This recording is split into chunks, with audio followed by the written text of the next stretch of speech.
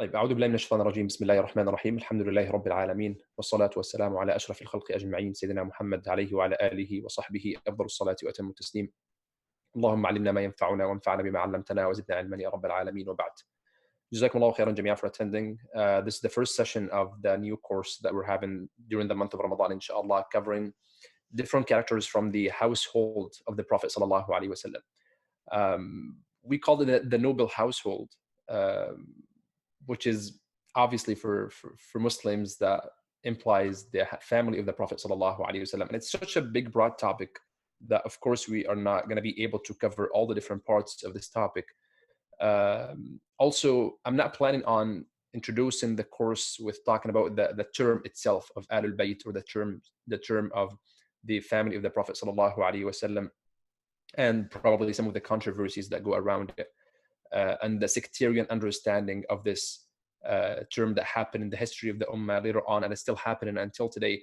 Rather, I would try to focus more on the lives of some different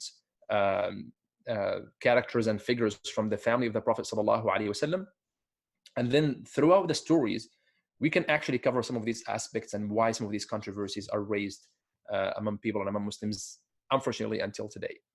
So the first character we are going to begin with is Ḥamzah ibn ʿAbd al-Muṭṭalib, the uncle of the Prophet sallallahu alaihi wasallam. And we did not announce the names of the people we are going to be covering.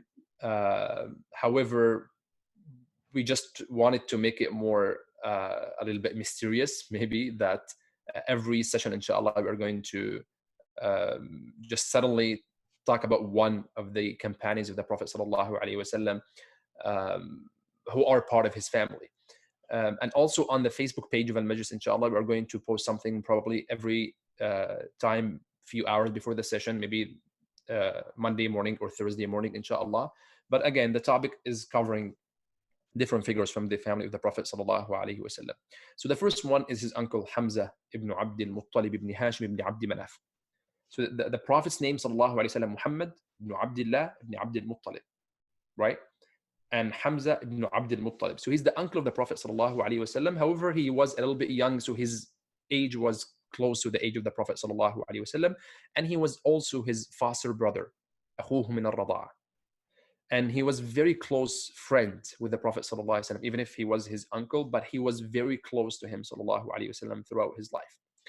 Ḥamzah ibn Abd al-Muṭṭalib, he obtained two beautiful titles in the seerah. The first one is the title of Asadullah, the Lion of Allah, for how brave he was and how straightforward he was on the haqq and in his defense of the Prophet sallallahu alaihi wasallam against the people of Quraysh, and his contributions to the deen of Allah subhanahu wa ta'ala, and how the entire message of Islam shifted after Ḥamzah became a Muslim in Mecca. So he was given this beautiful title of Asadullah, and he was also given the beautiful title in the hadith of the Prophet sallallahu alaihi wasallam to be the master of martyrs, Sayyidu Shuhada, radiyallahu anhu. And the Prophet sallallahu alaihi wasallam, to encourage us to be filled with this beautiful trait of being outspoken when it comes to the truth and when it comes to the haqq, he equated the ajr of a person who provides and offers advice, sincere advice, and admonishes an unjust ruler and gives him like a very clear, straightforward message that this is wrong, that this is a kind of oppression, that this is injustice. And then this unjust ruler kills this person will not be only a shaheed, he will be actually the master of shuhada, exactly as Ḥamzah ibn Abd al-Muṭṭalib radiallahu anhu. So from this, you can see that the significance of this position of being very outspoken about truth and being very straightforward in the haqq. And at the same time, you can imagine the position that Ḥamzah ibn Abd al-Muṭṭalib radiallahu anhu had, that for you to imagine the ajr of this very big contribution and achievement, you think of Ḥamzah ibn Abd al-Muṭṭalib, which gives you like an understanding of why Ḥamzah, or how Ḥamzah had this huge significance in the life of the Prophet sallallahu alaihi wasallam. He married multiple times and he had kids from 3 different wives, radiallahu anhu. And then when the Prophet sallallahu alaihi wasallam started preaching the message of Islam, Ḥamzah did not embrace Islam at first. But however, he was just observing what is happening in the Meccan society in general. He was trying to understand what is happening. He was very impressed with the steadfastness of the Prophet sallallahu alaihi wasallam and how much he endured this oppression and persecution from the people of Quraysh. But he didn't rush into taking a decision should he publicly support the Prophet ﷺ or not, and should he embrace Islam and become a Muslim or not. Until 6 years passed, and he's not a Muslim yet. And the Prophet ﷺ has been suffering much and much from the people of Quraysh. Ḥamzah was known to be like a fighter, a hunter, one of the most famous hunters in Mecca. He used to go for a lot of hunting trips, sometimes long hunting trips that would stay for days in the desert, and then he would come back to Mecca. He was like living his own life away from a lot of politics that were happening, but he was still involved in terms of following up with whatever happened in the society. One day he's coming back from one of his hunting trips, and subhanallah, Allah subhanahu wa ta'ala willed that one female servant of one person in Mecca, she was passing by the Kaaba and she saw Abu Jahl abusing the Prophet sallallahu alaihi wasallam, mocking him and slandering him sallallahu alaihi wasallam so bad. So when she was passing by and then she left the Kaaba, she saw Ḥamzah coming back from his hunting trip. So she went forward and she started telling him, "Did you know what Abu Jahl did to your nephew?" And she started like filling Ḥamzah with like anger, and she was like motivating the sense of kinship and the sense of qaraba, that because he's the uncle of the Prophet ﷺ, and now his nephew has been insulted publicly in front of everybody in that secret place around the Kaaba. So she kept telling him that if you just saw what happened to your nephew, and she used the language of enticing the anger of Ḥamzah radiallahu anhu. And he's already this brave and a strong personality. He just heard her saying this, and he burst into like anger, and he rushed towards the Kaaba looking for Abu Jahl. He found Abu Jahl sitting there in front of the Kaaba, surrounded with a group of the chiefs of Quraysh at that time. And then he got off his horse and he had his bow on his shoulders. He walked straight to Abu Jahl. He didn't say a word. He just took off the bow from his shoulder and he hit Abu Jahl on his head until Abu Jahl bleeded. So it was just like a very big surprise to everybody that Ḥamzah did not say a single word. He just walked in and he hit Abu Jahl, and now Abu Jahl is bleeding. But the problem wasn't this. So people now are trying to just like to get Abu Jahl. He fell on the ground. They started to like help him stand, and then they tried to some of them tried to just like calm Ḥamzah down, and some of them actually tried to attack Ḥamzah or intended on attacking Ḥamzah to defend Abu Jahl. And Abu Jahl, look at the person when even if he's your enemy, but he's actually honest. So Abu Jahl said like, leave him alone, because I've actually said a lot of bad things to his nephew.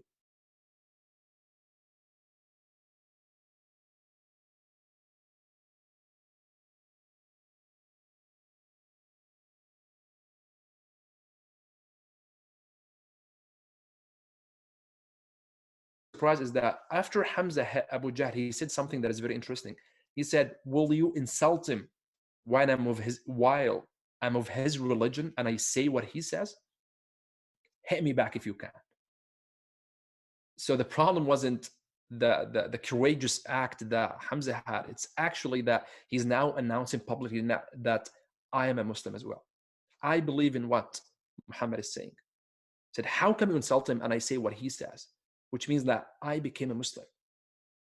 So that was the biggest surprise, because everybody right away, they realized that now the game will completely change.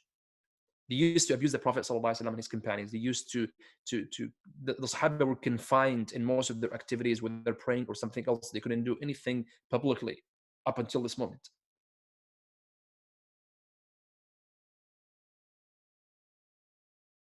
Like advocate for the Prophet ﷺ and for the new message. So things, the reflection that one should have here is, was that just a coincidence that Ḥamzah was angry, and out of his anger, he just like said, okay, whatever, I'm Muslim as well, right? And the only thing that moved and motivated his anger was his ghadab and his hamiyya, because the Arab had this big trait of being very angry and very aggressive when it comes to violation of my family or of anything that has to do with my kinship. So was his faith basically based on his anger and that's it, or there was something beyond this? And the problem about asking this question, and this is a question that might come up to our minds, and the problem about this question is that we neglect the way the qadr of Allah subhanahu wa ta'ala works. Because if you want to apply the same analogy to any other person who embraced Islam, or even to you when you sometimes on and off away from practicing the deen of Allah subhanahu wa ta'ala, sometimes it doesn't have to be this very rational, systematic decision that has to go through a very clear process, right? Sometimes it is just like a moment that Allah subhanahu wa ta'ala created all the different factors for this moment to happen to you. At this moment, Allah subhanahu wa ta'ala willed that this woman will see the situation of Abu Jahl, and He willed that this woman will go to Abu Imara, Ḥamzah radiallahu anhu, and tell him about what happened. And Allah subhanahu wa ta'ala will cause Abu Jahl himself to do this to the Prophet. So Ḥamzah gets angry and he gets into this situation, right? All these different factors that were involved in the situation, they were created, well, decreed by Allah subhanahu wa ta'ala, right? So it is not that we cannot just say, yeah, he was just angry and whatever, and he became a Muslim. This is not actually true. It's the way that Allah subhanahu wa ta'ala opens the hearts of people to Islam. And Allah subhanahu wa ta'ala says this meaning in the Quran, فَمَن يُرِدِ اللَّهُ أَن يَهْدِيهِ يَشْرَحْ صَدْرَهُ لِلْإِسْلَامِ. Whoever Allah wants to guide, He would expand his chest, expand his heart to accept Islam. And what supports this understanding is what Ḥamzah did afterwards, because he went to the Prophet sallallahu alaihi wasallam and he said, "Ashhadu annaka as-sadiq." I testify that you are truthful. I testify that you are honest. فَأَظْهِرْ يَا ابْنَ أَخِي دِينَكَ. He said, like my nephew, you have to announce publicly what you are preaching for. And then he said, "Wallahi ma uhibbu anna li ma adallathu as-sama' wa anni ala din al-awwal." He said, "Wallahi, I wouldn't like that I have whatever is in this world, and I stay on my earlier religion and the deen of those people, following the or worshiping idols besides Allah subhanahu wa ta'ala." Then days go on, and then the Prophet sallallahu alaihi wasallam migrated to Medina, and Ḥamzah migrated with him. And then in the second year of the Hijrah, it was the famous battle, the first battle, official battle between the Prophet sallallahu alaihi wasallam and the people of Mecca, which is named as Ghazwat Badr, or the Battle of Badr, and we all knew about this battle. The tradition of wars back then was that before the actual war started, after the two camps of the two armies are ready to fight, there is something that is called al-Mubarazah, that is called duel, that has to happen before the battle. And it happens, it's number one, it's just like the classical or the traditional way of starting or initiating a battle. Number two, it matters a lot in terms of the moral support the result of this little fight would give to whoever wins it, right? So 2 or 3 people from this side versus 2 or 3 people from this side, they will fight one-on-one. And whoever wins this little fight, that would matter a lot in terms of the ruh, the spirit that the rest of the soldiers will have. So at the beginning of Ghazwat Badr, of the Battle of Badr, Utbah ibn Rabi'a, who was one of the chiefs of Quraysh from the non-Muslims camp, he came out and he took his son and his brother, so 3 from the same family. And they called on the Muslims and they said, "Does anyone accept our challenge for the duel?" So 3 from the Ansar, from the people of Al-Madinah, they went ahead. And when they got there, Utbah, this man, he doesn't know those people because those people are from Medina, and he just knows the people of Mecca. So he said, "Who are you?" And they said, "We are so and so." And then he said something interesting. He said, "We don't want to fight with you. لا حاجة لنا فيكم. We don't want you. We want our cousins." So like, go back and bring us our cousins. We need our people. We're not here for you. We're here for our people.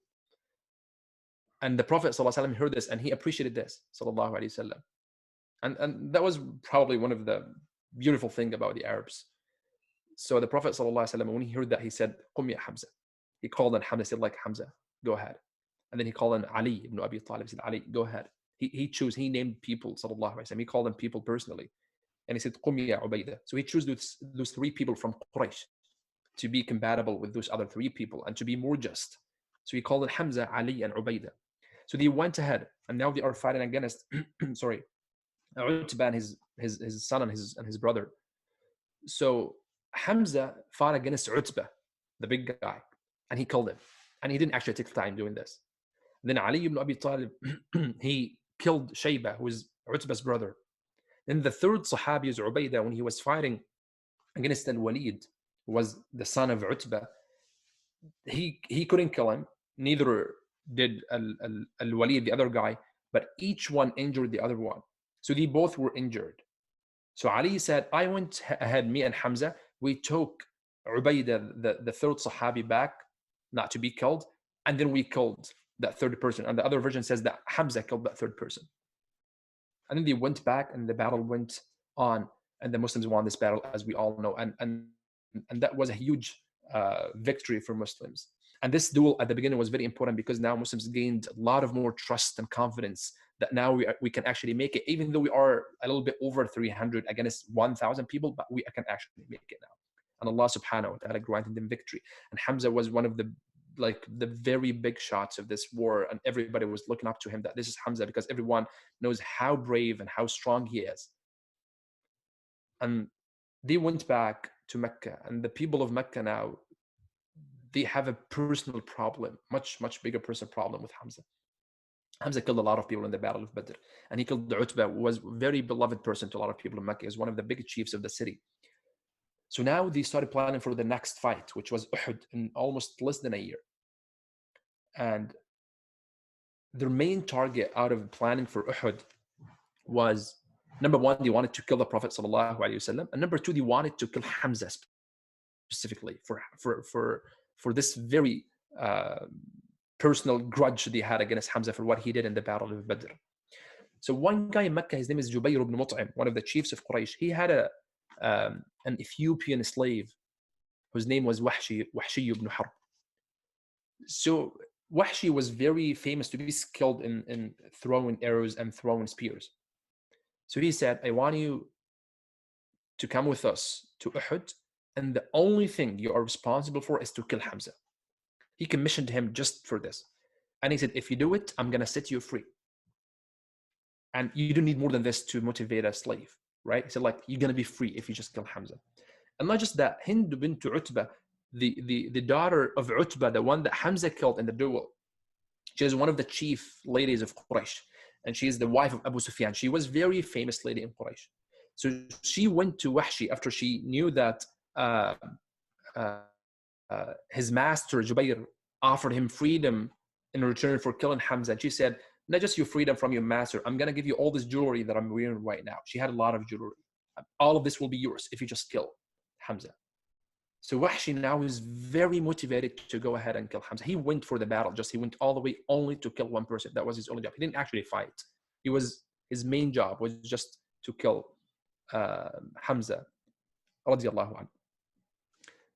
And then the two armies met together in the Battle of Uhud.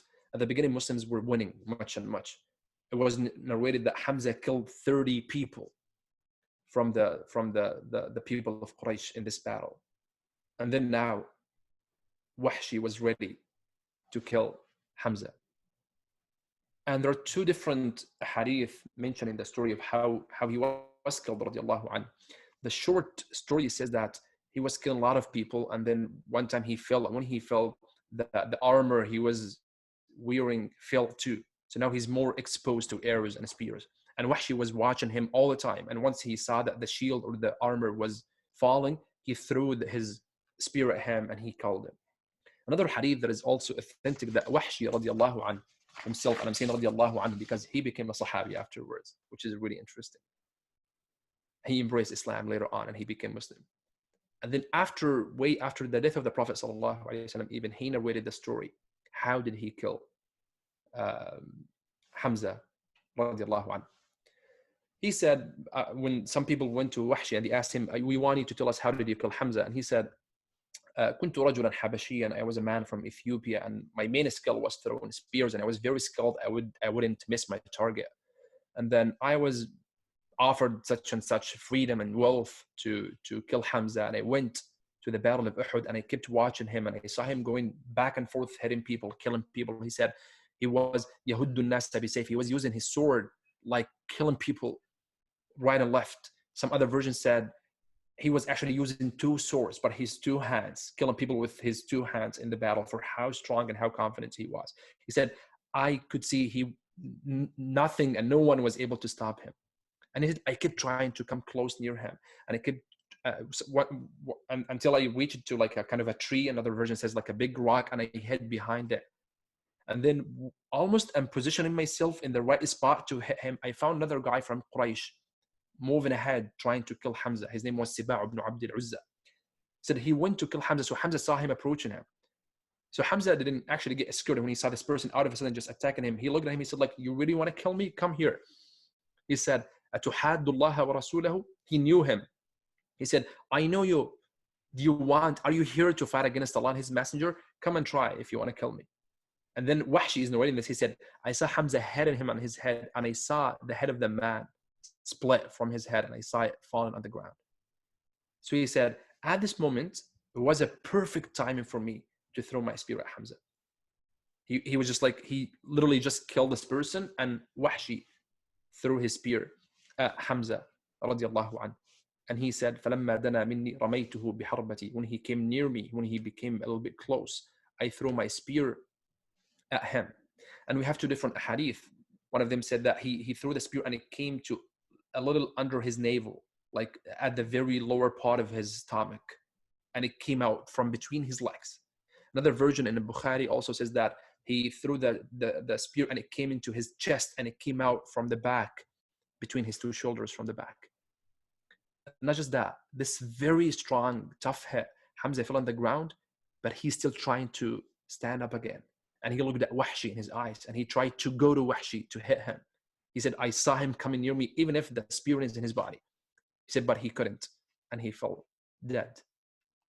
And then he said, after that, I went back to the camp of Quraysh. I sat down. I didn't do anything else. I just came here to kill him to become free. He said, that was my only intention. I really had no problem with those people. I had no problem with Islam or whatever. I just wanted to kill him to become free. But that wasn't enough for those people to feel relieved for the death of Ḥamzah. Hind, this woman who offered him that much, she said, I want you to go and rip his chest apart, take out his liver and bring it to me. And he went. And that was one of the worst mutilations that happened to Muslims in this battle. That he ripped his chest apart and he took out his liver and he took it back to Hind. And one version of the story says that she actually bit it with her tongue and with her teeth, just to feel relieved, to feel that the pain she's being carrying for the death of her father is now a little bit relieved. And she started, and then she got up on a high hill and she started chanting verses of poetry, saying that now my heart is at peace. Now I'm feeling comfortable after we killed Ḥamzah. And she started thanking Wahshi publicly in front of everybody that I would spend all of my life thanking Wahshi for this gift that he got from me. Then now the battle is over and the Prophet ﷺ is moving around with his companions, checking on the Sahaba who were killed until he saw Ḥamzah on the ground. And imagine the feeling of the Prophet ﷺ seeing his uncle on the ground in that situation. And he said, لَنْ أُصَابَ بِمِثْلِكَ أَبَدًا. The Prophet ﷺ said, I don't think I would ever be afflicted with something like the situation that I'm in now. And then he said something interesting. He looked at his companions and he said, if it wasn't for Safiya, Safiya is the sister of Ḥamzah. She's the aunt of the Prophet ﷺ. He said, if it wasn't for Safiya, that Safiya would feel sad about this, I would have left him here on the ground without burying him until the wild animals and the birds eat his body. And then on the day of resurrection, Allah subhanahu wa ta'ala would reunite his body all together from the bellies and the stomachs of all those different wild animals and birds. He was given this imaginary situation that I want all those creatures to be witnesses that Ḥamzah is a shaheed, that Ḥamzah did this for the sake of Allah, that Ḥamzah was mutilated in this horrible way for the sake of Allah.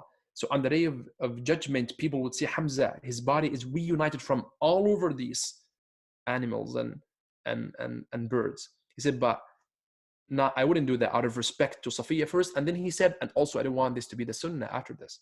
Because if he does that, probably we would be doing this after him, because whatever he's doing is going to be a legislation for us, sallallahu alaihi wasallam. But he showed his sadness and his appreciation for the contribution of Ḥamzah that much in this hadith. And then Safiya came to check on his brother. And when she came, she met with Ali and Zubayr, and those people are from the family of the Prophet sallallahu alaihi wasallam. And she said, like, what happened? Like, is everybody okay? They felt scared to tell her about Ḥamzah. So they didn't want, they just tried to ignore, and they didn't actually explicitly say what happened to Ḥamzah. until she came to the Prophet sallallahu alaihi wasallam, and he tried to hide it from her, to hide it from her too. And he said, فَإِنِّي أَخَافُ عَلَى عَقْلِهَا. He said, I'm scared that she might lose her mind over Ḥamzah. He said, I'm so scared about her mental state if I tell her what happened to Ḥamzah. And before he told her, he put his hand on her shoulder, sallallahu alaihi wasallam, and he made dua first. She's his aunt, and he made dua for her just to calm her down with the barakah of his dua, sallallahu alaihi wasallam. And then he told her what happened to Ḥamzah. So she started crying, but she was very calm with the dua of the Prophet sallallahu alaihi wasallam. And then he got very angry, sallallahu alaihi wasallam, when he saw his body ripped apart and opened like that, and his liver is taken out. He got very angry, and he said, Wallahi, if Allah gives me victory over those people, I will do the same to 30 men of them. He said, they did this for Ḥamzah, I'm going to do it for 30 people for just what they did to Ḥamzah. And the Sahaba were around, and they got angry, and they said the same thing. They affirmed, saying, Wallahi, if Allah gives us victory over those people, we'll do something that the Arabs never heard of. At this moment, Allah subhanahu wa ta'ala wanted to teach the Sahaba a lesson. And the death of Ḥamzah was a lesson that Allah subhanahu wa ta'ala wanted to teach the Sahaba through ayat from the Quran that Allah revealed in this situation. The very last ayat in Surah Al-Nahl, Allah subhanahu wa ta'ala said, and imagine the beautiful revelation coming down in the middle of this trauma that the Sahaba are suffering from. And then, because they lost the battle, a lot of Sahaba, there are over 70 companions who were killed in this battle. And Allah subhanahu wa ta'ala revealed in the middle of all of this saying, Ud'u ila sabila rabbika bil hikmati wal maw'izati al hasana. Call to the path of your Lord by wisdom, wal maw'izati al hasana, by the good word. Wajadilhum billati ahsan. It's better to debate and to argue with them in a nice and appropriate manner than fighting and killing. Inna rabbaka huwa a'lamu biman dhalla an sabilihi wa huwa a'lamu bil muhtadin. And then Allah subhanahu wa ta'ala established this very famous theme of justice in the Quran. وَإِنْ عَاقَبْتُمْ فَعَاقِبُوا بِمِثْلِ مَا عُوقِبْتُمْ بِهِ. If you want to punish exactly according to what happened to you. Like repay what was done to you exactly in the same way, in the same quality of the calamity that afflicted you. Do not add to it, because he said, I will do it for 30 people just for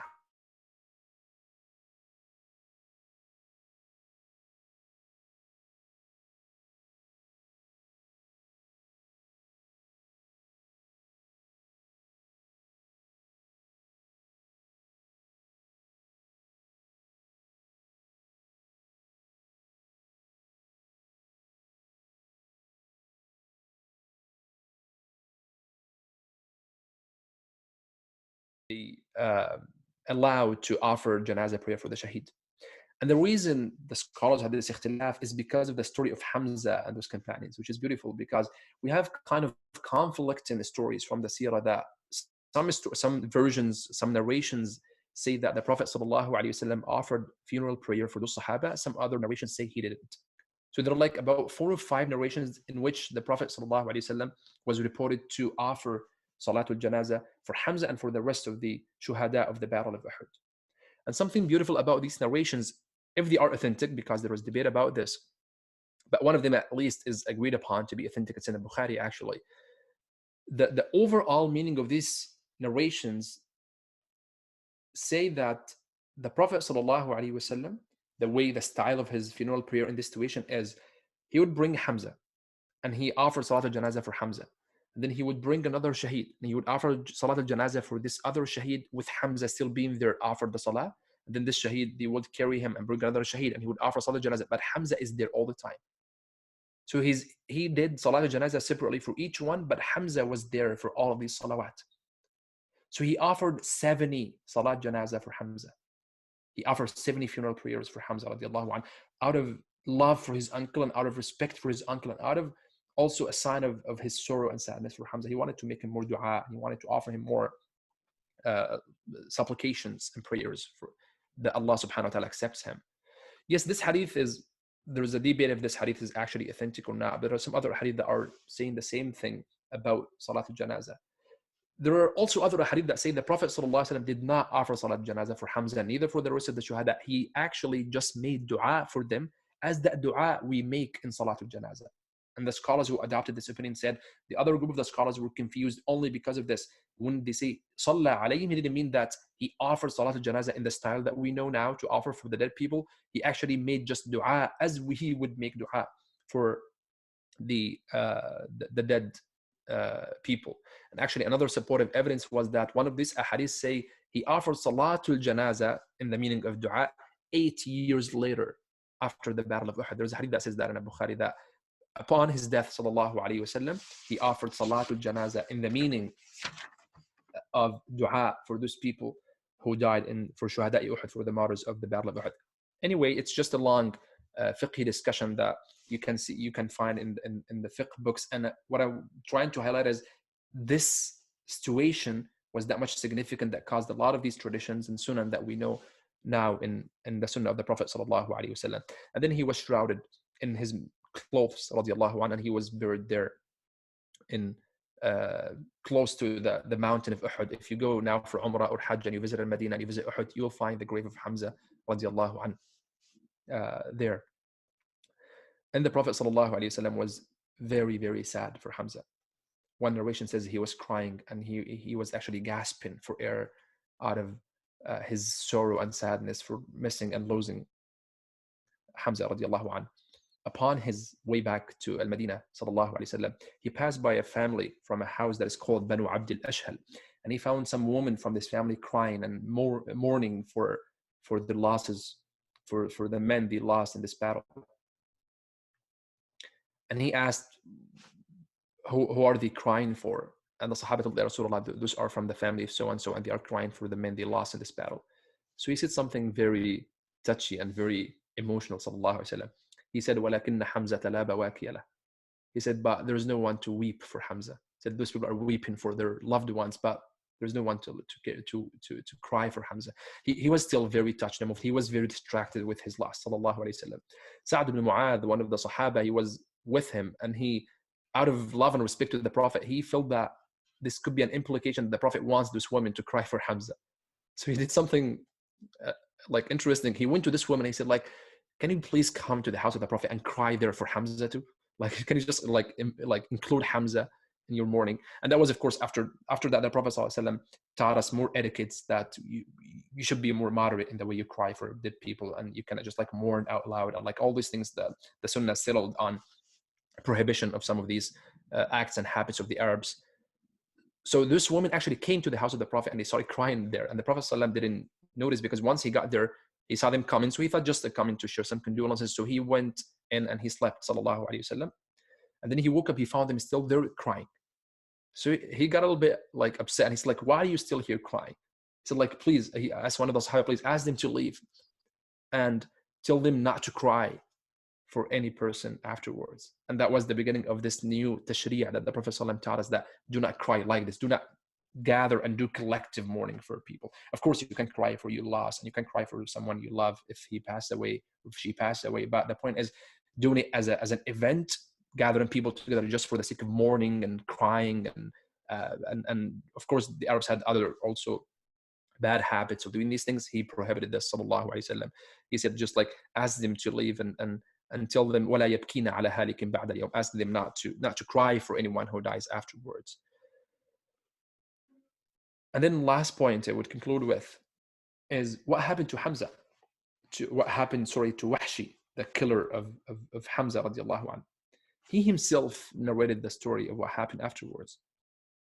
He said, when I came back after Uhud, I became free, but I wasn't very comfortable. And a few years later, like 4 years later, or maybe 6 years later, 5 to 6, the Prophet ﷺ came to Mecca in the victorious conquest that Allah subhanahu wa ta'ala granted him, and he now had Fath Mecca. He conquered Mecca, and now Mecca, most of the people became Muslims, and everybody's become Muslims, is becoming Muslim in the Arabian Peninsula at large.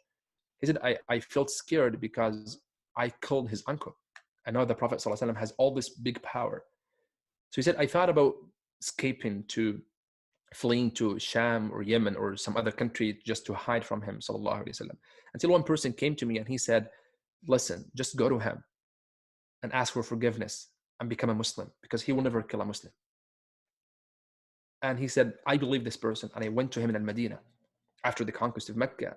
and I told him that I actually want to become a Muslim.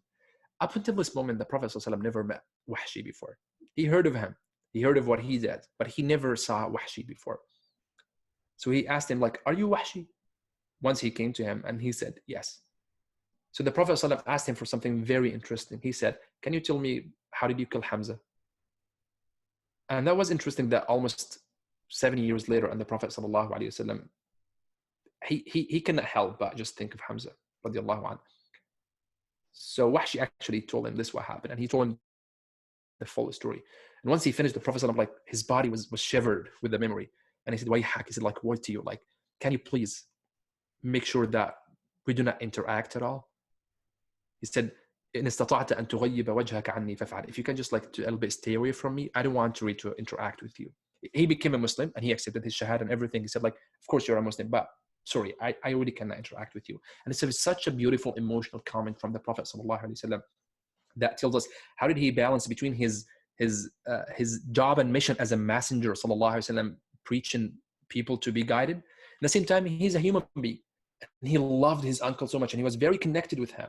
So he just like wanted to respect this human nature and human feelings he has in his heart. And he said, just please, I really cannot interact with you much.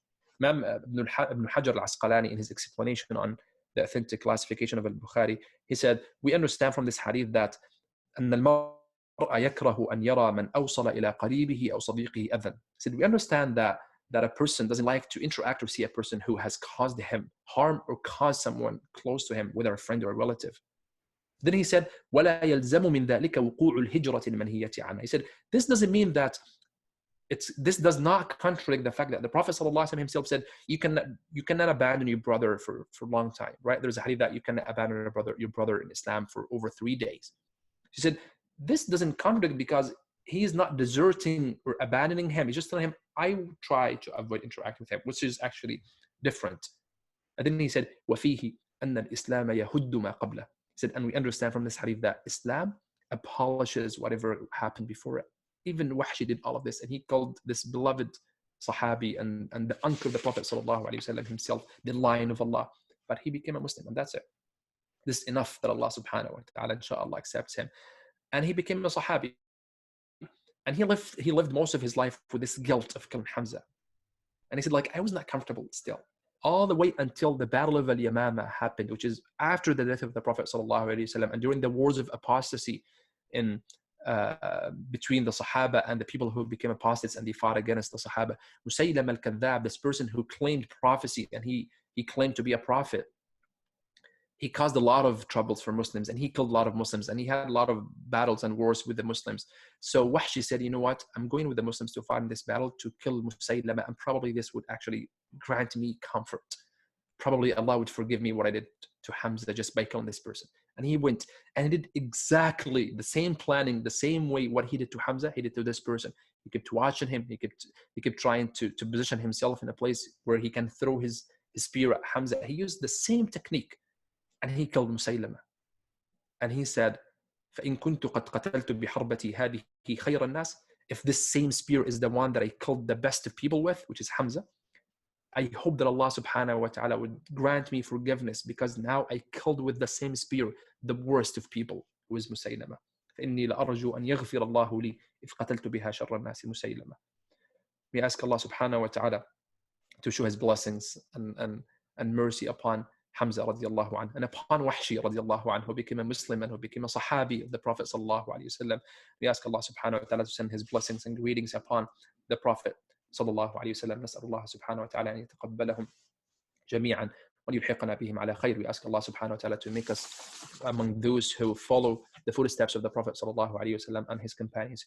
جزاكم الله خيرا. Inshallah, I'll see you next this coming Thursday with a new character from the household of the Prophet sallallahu alayhi wa sallam. جزاكم الله خيرا. بارك الله فيكم. السلام عليكم ورحمة الله وبركاته.